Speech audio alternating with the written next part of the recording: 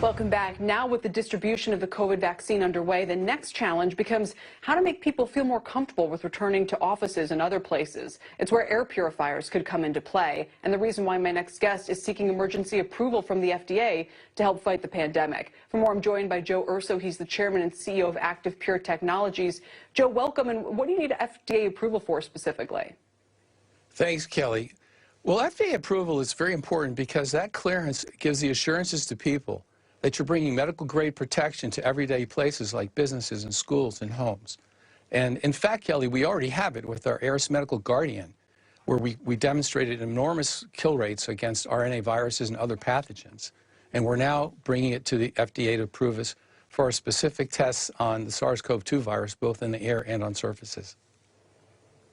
I'm reading your client list already is impressive. If it includes the Cleveland Clinic, MLB, universities, Mississippi State, state capitol buildings. So it would seem like word's getting around regardless, right?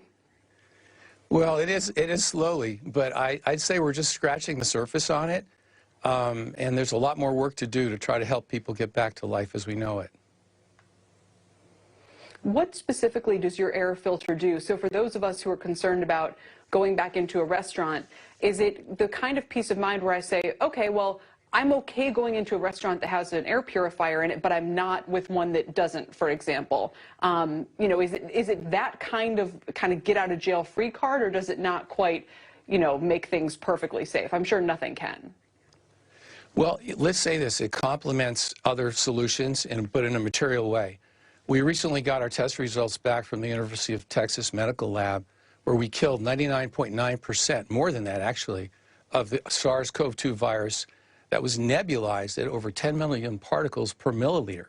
We killed them in just 3 minutes. And that kind of protection, that kind of real-time protection that basically attacks the virus at its source, literally as it's coming out of your mouth, creates an enormous safety net. And while nothing's perfect, God help you if someone should cough in your face or something like that, it could be problematic, but it would make a material difference in giving peace of mind to help businesses reopen.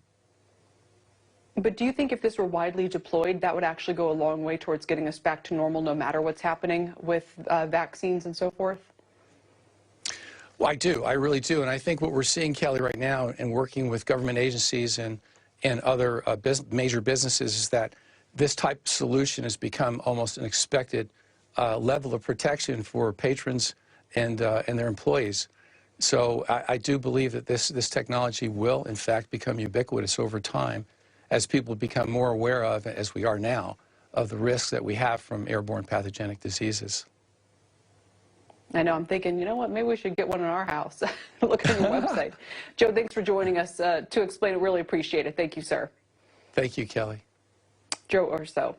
The pandemic also giving both Starbucks and Dunkin' a caffeine boost, speeding along changes the restaurants are planning